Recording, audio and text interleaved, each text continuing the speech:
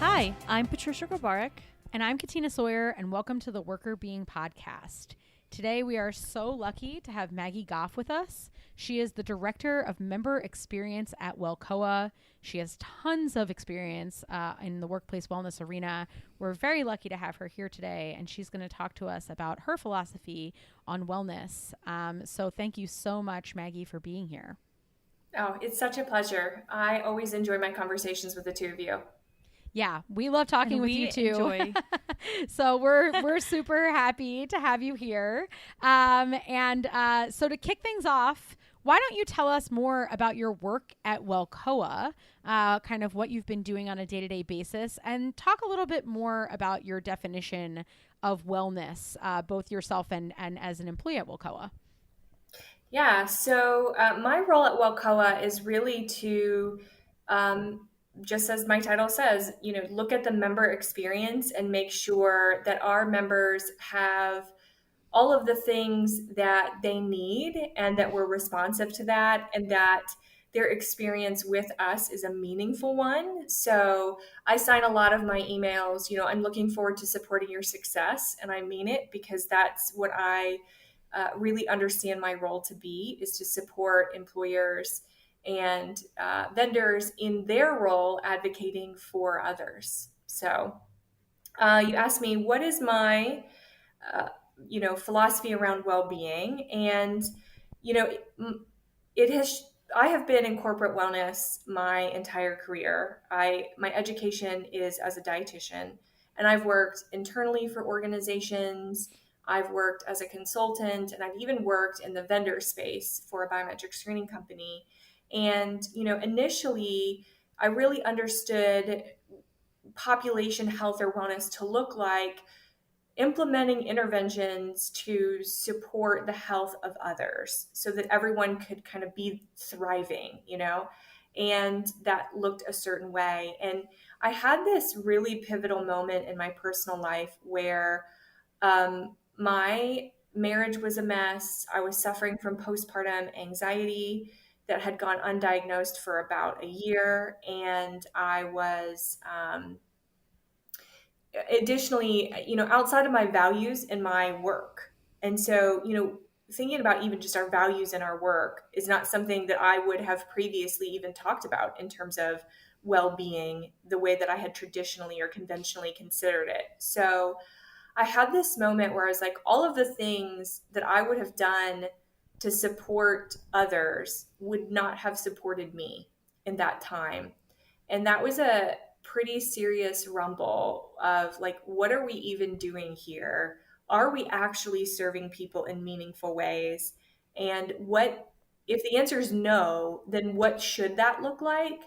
And so, I had 5 years of experience running my own business and just being a student, like being a student again of the whole thing and saying, what are other people going through? What would it look like to serve them in this time of need? And where's the science to back all of this up, right? And so I kind of backed into all of the IO psych world, which I wish I would have had from the get go. But needless to say, I have really worked to evolve the way that I understand the work that we're here to do as employers. And so, what I would say now to individuals is that well-being is not something that you create a destination for. So you don't say like, okay, the healthiest version, the most thriving version of myself would look like this. So I'm going to create this strategic plan to get there. Which is the conventional model that we're all given to think about our well-being, right? So we have all the images of the people who are living a better life than the one that we're living, and then we're sold the tool to get us there, right? And so instead, rather than thinking about something I have to work toward, where my well-being is not something I have with me all the time, unless I'm doing the strategic plan. Instead, my well-being is like a light that I hold inside of myself. And that light can be amplified or diminished on any given day by things inside of my control and things outside of my control. And so, in a lot of ways, my job is to take good care of my own needs throughout the day. And so sometimes caring for my well being might look like showing up for a tough conversation with somebody in my life, or sometimes it might look like preparing a healthy meal. Either one of those things are meaningful, right? But both of them were simply something that I made the choice to do in real time to meet my own needs. And when we think about our well being in that way, as something that's fluid and complex and dynamic, that makes population health work even harder, right? That makes corporate wellness even harder because now you're serving, you know, thousands of employees sometimes who all have their own complex and dynamic needs that change on a daily basis, which ultimately means that as employers, our job is to offer a lot of supports in a lot of different ways and to be flexible and supportive of our employees' ability to take care of themselves. And even before we do that, we have to trust that our employees actually want to take care of themselves, right? We exist in this model sometimes where it's like, well, we have to get people to take good care of themselves. And so we're going to create all this motivation to do it. You know, people inherently want to take good care of themselves. We have a lot of barriers to do that in our modern world. So, how can we first trust that people will take good care of themselves if we create a nourishing environment for them to do so? And secondly, how do we become flexible and responsive and needs supportive? So I really love everything you just said about the fluidity of wellness and how you've come to kind of that definition and realization.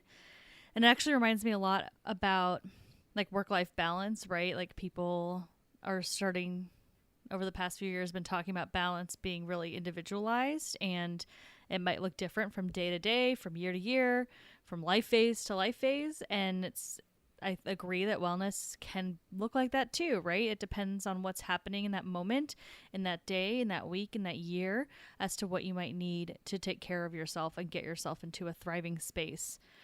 So I really love that journey.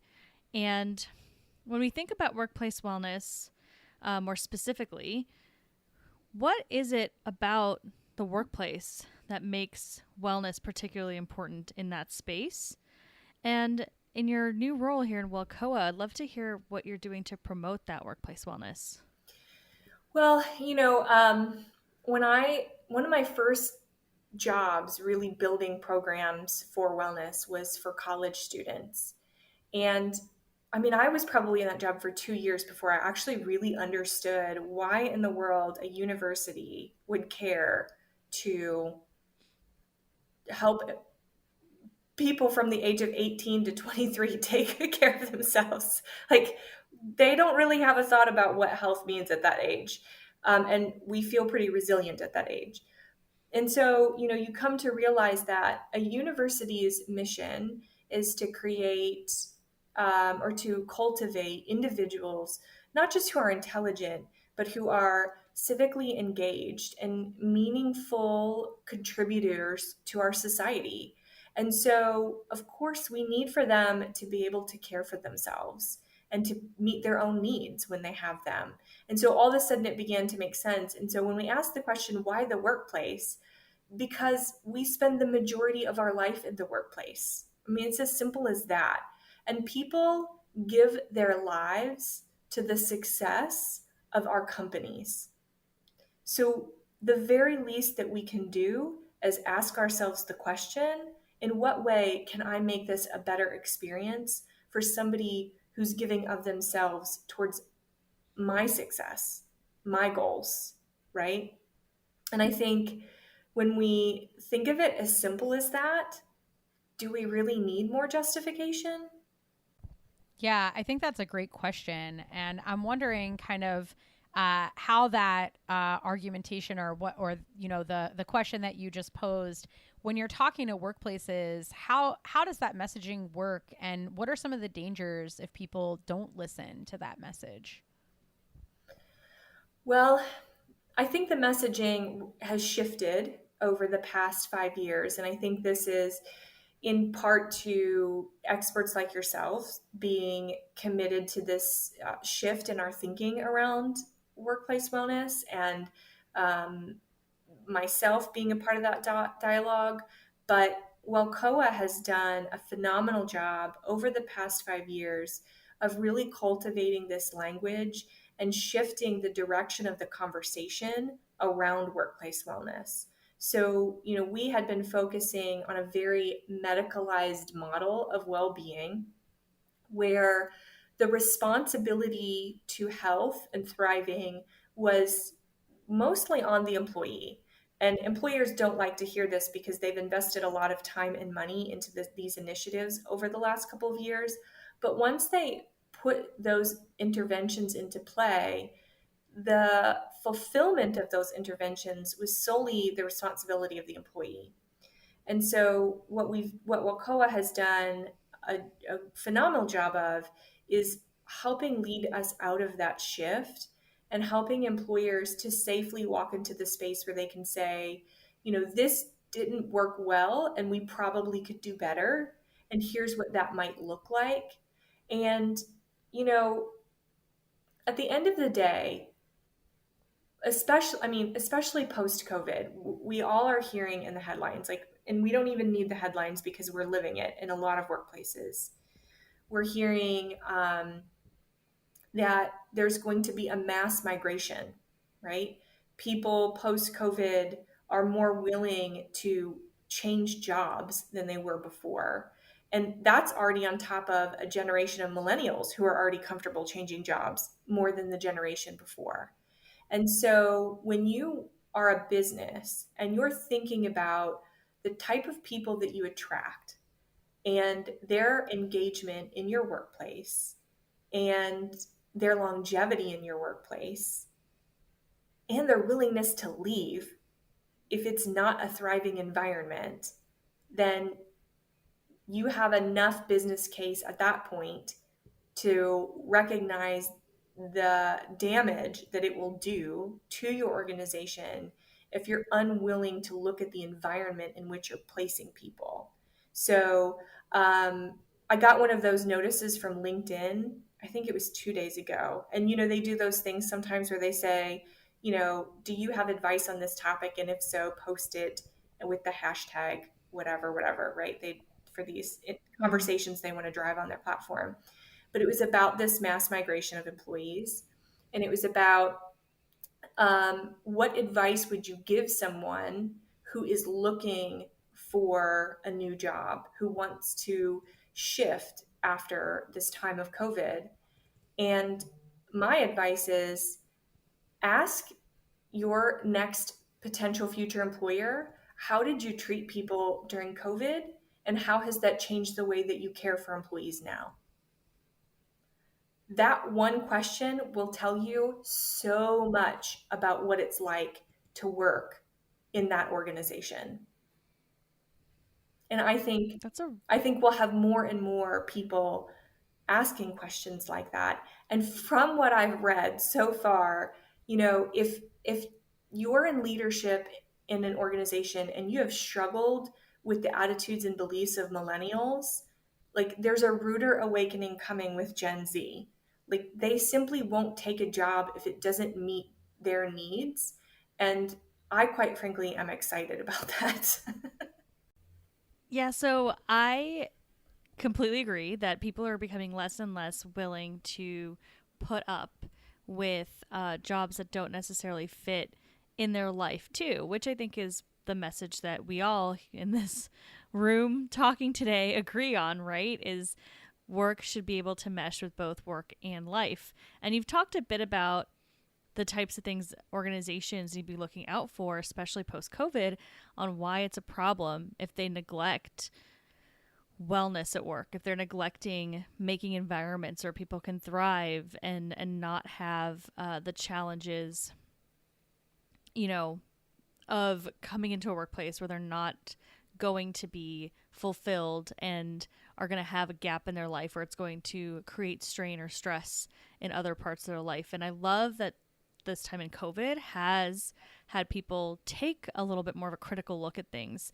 Not only the employees, some organizations have done a really good job, as you said, asking that question. You can get an understanding as to whether an organization actually took the time to evaluate how they treat employees, how they function as a business, and made changes, and others didn't.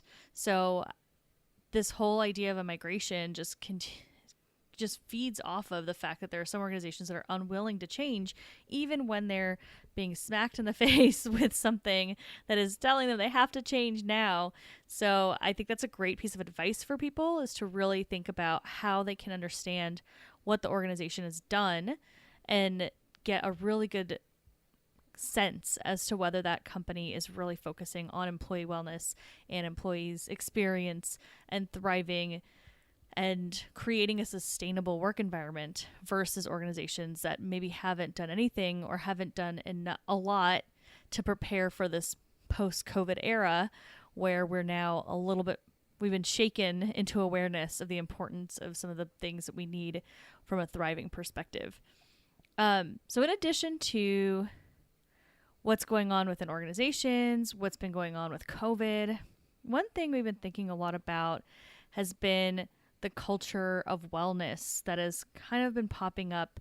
It's been happening pre-COVID, and obviously with COVID, this conversation about wellness in our social media culture, this awareness of self-care has continued to grow, and it's almost creating, it was creating this check the box type of stressor around wellness, right? It's like, well, if I'm not doing all of the things, kind of going back to what you were talking about earlier and how wellness can change and shift over time. Sometimes it's, depending on your day, you need to do one thing. A different day, you might need to do something else. What do you think are the biggest concerns or issues stemming from some of this bombardment of wellness culture and this pressure to do all of the things to focus on your wellness? Yeah, well, I want to go back a little bit to the previous conversation, because your response to that made me think of something. When we talk about workplaces being an environment that can support an individual's ability to thrive, one of the things that we've done for far too long is had a narrative about the individual, about individual resilience and its ability to cultivate success, right? So as employers, we have exploited individual resilience, and that's just a fact. And what we have now are a group of people who are saying, I have done all of the things that I was supposed to do for success and thriving, and I'm not okay. And so it's important right now that we listen to those things, because they're the things that we've had the privilege in leadership to overlook, because people have been working so hard to be successful and be resilient all on their own, because that's what we told them was the ladder that they had to climb, right? And so the truth is that our entire society is built on communal systems. So why and how this narrative of individual resilience came about, I'm not an anthropologist, so I can't answer that. But the truth is that what we have right now are a group of people who are saying, for a multitude of reasons, I've done all the things and I'm not thriving. And I'm also tired of feeling like I'm the one that's failing. So what else is happening here that's impacting my well-being? And we've just become curious about that. And that's when we start to say, this policy at work around maternity leave really did not do me any favors, right? Or, okay, so you've offered this wellness program, but it's not on paid time. So how does, again, all the responsibilities on me to make everything happen for you and for me, right? And, we've had, the statistics about women who've left the workplace during COVID are just so staggering and saddening, because it is a function of the fact that we have as leaders, done a poor job of listening to people's needs for so long. And so, to your point about now everybody wants to talk about self-care, the danger I see in this is that it is focuses the narrative back on the individual resilience, right? Now, I want to be good at meeting my own needs. Part of me meeting my own needs is sometimes being honest about the barrier or the challenge that isn't mine to own. And so I can say, okay, I'm really struggling because of this dynamic. What about this is in my control, and what about it is outside of my control? And so self-care is important so long as you're willing to say, these are the things that aren't in my control, that I'm not responsible for.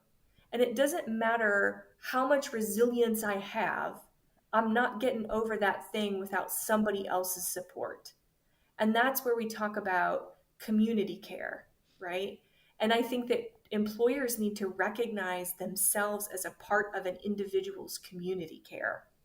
And that's a shift. So I would say to people, one, do not follow a million self-help gurus on Instagram or Facebook. I've done it. I can tell you from personal experience. You just start to feel like everything's wrong with you all the time because there's a million different things that you could do for self-care that you're not doing, right?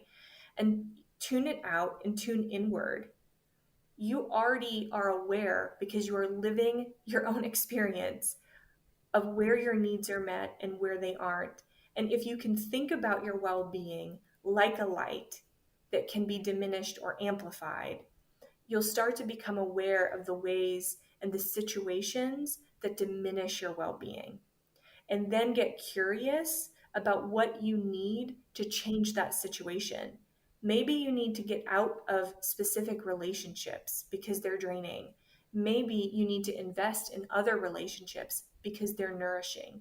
And like none of this is easy, but what I want for everybody to know is that you can trust yourself when it comes to your own well-being. It's not that everyone else has the answer for you, which is what we keep, like the industry keeps telling people that we all have the answers for them, but leaders in well-being are not going to get this right for people until people can learn to trust themselves and really communicate their needs, which individuals are doing right now. And it's up to the employers and the leaders to listen. Yeah, I mean, I really love everything that you're saying because what you're sort of implying is that we need a multi-level approach, that it can't just be that individuals feel like they're sort of alone on this journey trying to figure things out, and there's a million different offerings and a million different pieces of advice that people are giving you about what to do, mostly things that work for them, right? Or that they're trying to sell you. And then you're looking inward and saying to yourself, well, I still don't feel balanced and everybody's telling me that I should. And I'm trying all these things that people are telling me that I should do that are going to, I'll snap my fingers. And if I do this, I'll be balanced.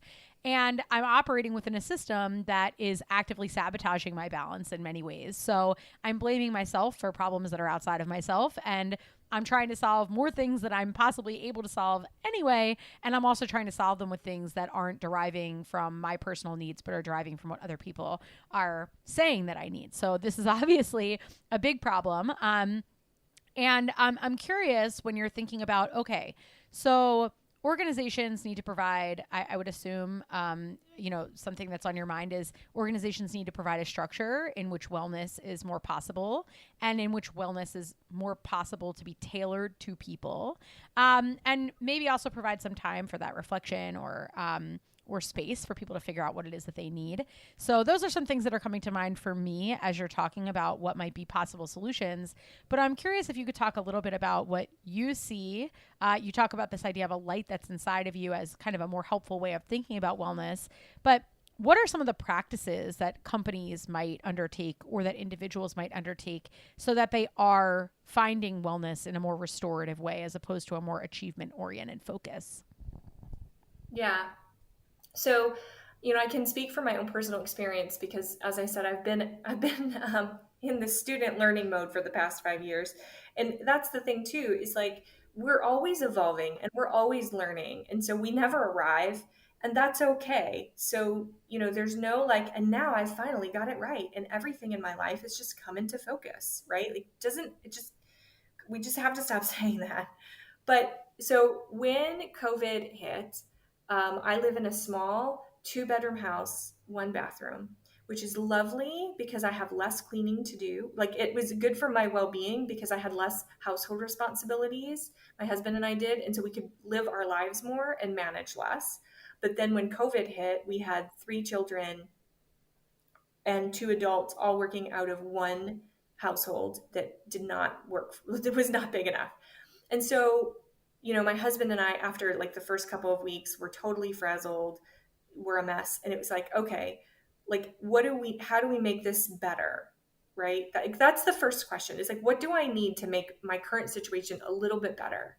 And so, um, we both decided some amount of time where we were completely off duty so that like there was at least like one chunk of time during the day that somebody wasn't asking me for something, that I could just focus on myself.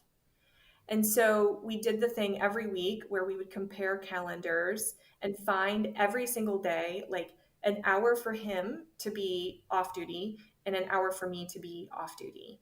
And what I did initially with my time was I did the thing that I know not to do, and I set the strategic plan.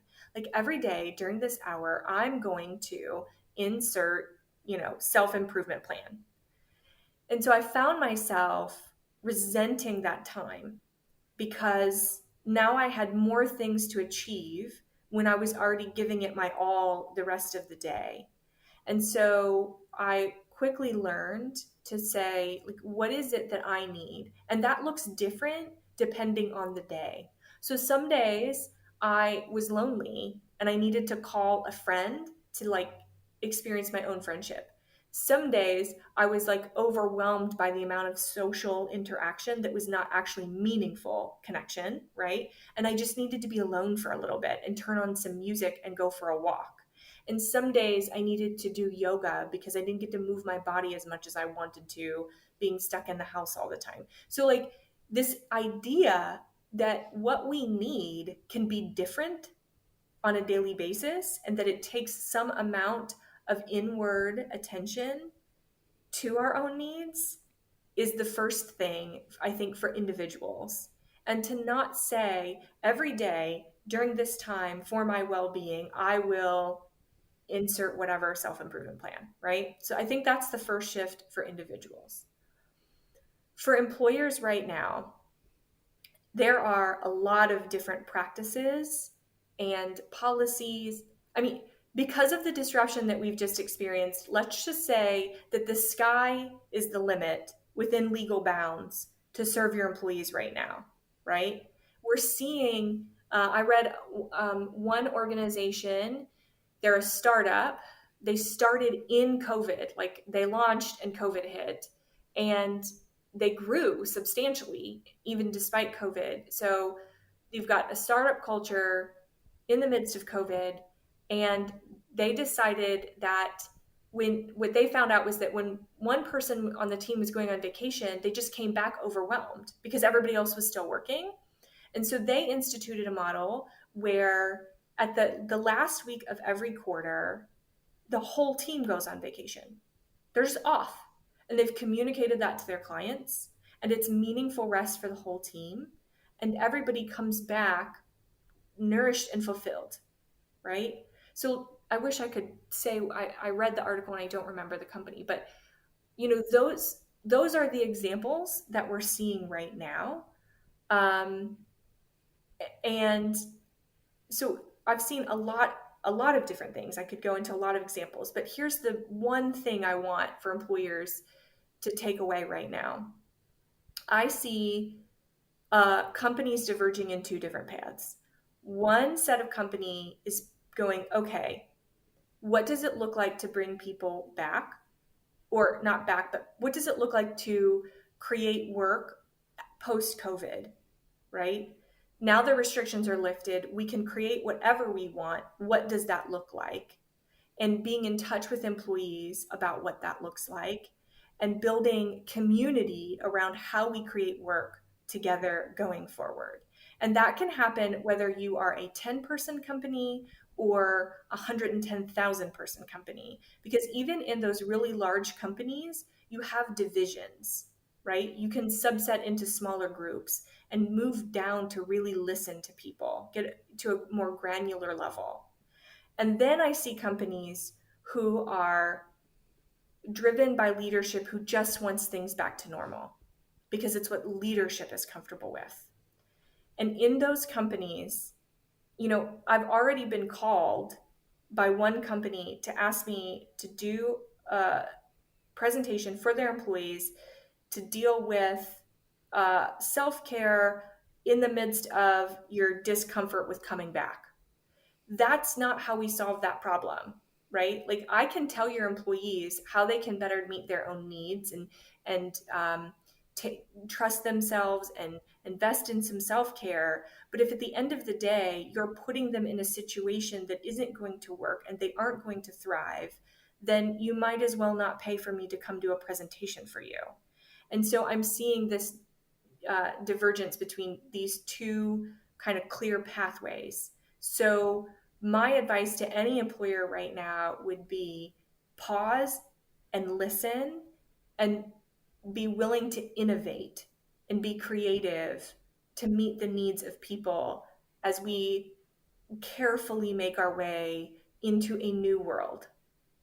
So I wanted to, I'm just processing some of what you said, and I think it's really important that organizations are doing that listening. And everything that you've mentioned there, I've seen it done well so far, and I've seen it done really, really poorly. And I think you're right. Like, we can't just be adding that burden to employees at this time. And they've already been trying to figure out what to do from a self-care perspective all year. So let's not worry about that as an organization, and employers need to be really focusing on themselves and asking the right questions and actually using the answers to make an impact on what they're going to be moving forward with. So I think that's really great advice. I know we're getting close to time, so I wanted to give us an opportunity to allow you to kind of follow up on anything that we haven't talked about that you wanted to talk about, anything else you wanted to share with us. I think you've given a lot of us some great food for thought.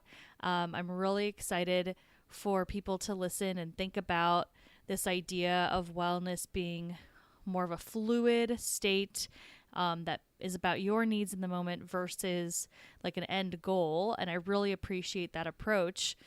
Anything else you want to share about that, or anything else that you think we should be telling, leaders, employers that they need to be focusing on beyond what you just mentioned?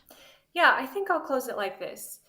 When you're a leader and you're in a situation where, someone like myself is saying, you need to take some time and you need to listen to people and you need to serve their needs. If that makes you agitated and uncomfortable, then you need to get out of leadership, because that is what leadership is. And so, it is our responsibility, if we choose to step into leadership, to do that hard work, even when it's uncomfortable. And one of the things I want to, bring this back to the leadership within this, the people who do human resources and corporate wellness work, because, we have been the COVID command centers of our businesses. And what I value so much about my role at WELCOA is that I get to serve you. I get to serve the people who are doing this really hard work for their employees, or as consultants, or as insurance companies or brokers, like all of these people who are actively in our community, who care very deeply about the outcomes for employees right now. And I really appreciate the opportunity to care for your well-being. This is my leadership in this industry. And I am, for all of you listening, if you're in that role, I'm really grateful for the opportunity to serve you. And I'm grateful for the work that you're doing to advocate for the people that you serve. Yeah, I mean, I think that this idea of having a legacy of wellness is coming to mind for me in terms of what you're discussing. It's like, what are you leaving behind as a leader? Not just, looking back after years and years of doing things, but like on a regular basis, what is the impact of your leadership? And you had asked the question early on, like, why not? What's the argument against trying to honor the humanity in people and that their wellness and well-being is important, and making that part of your leadership, I think is really key. So I really appreciate that you're calling that out. And I think more and more, I'm hoping that more and more people will find that compelling purpose for their leadership, or part of their purpose for their leadership in organizations moving forward. So I appreciate that a lot. And to sort of wrap things up of all the wonderful things that you said, we have a final fun question. So we've been talking about a lot of serious wellness related content and info. And so we have a fun question for you to sort of end things on. And it goes well, actually, with your theme of tailoring your wellness to yourself, because we're asking a question about what you find most useful. And maybe that'll change day to day, but think about it on average. If you could have free, unlimited access to any wellness-related, like practice, service, tool, like anything for the rest of your life, what would you pick and why would you pick it? A meal planning service, maybe a chef, depending how, eager I am in the moment that I was receiving this free, unlimited thing for a while. A nanny. And what would the third be?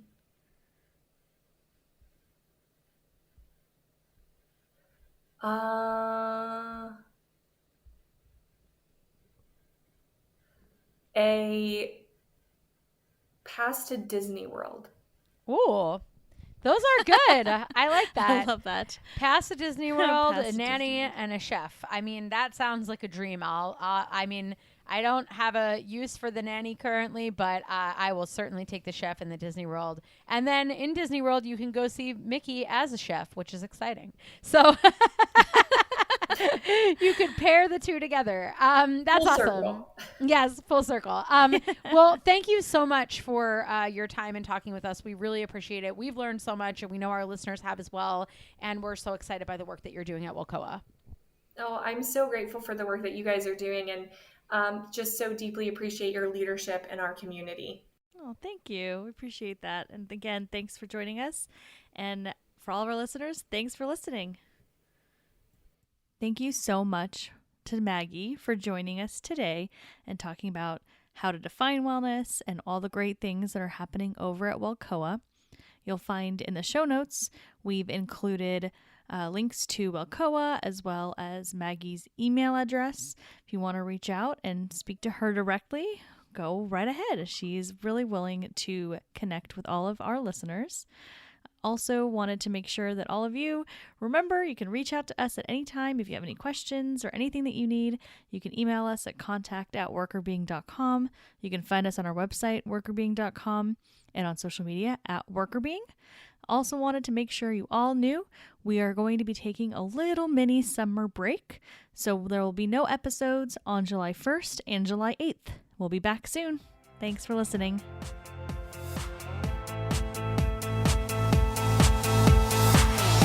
The Worker Being podcast is hosted by us, Patricia Grabarek and Katina Sawyer, and produced by Allie Johnson.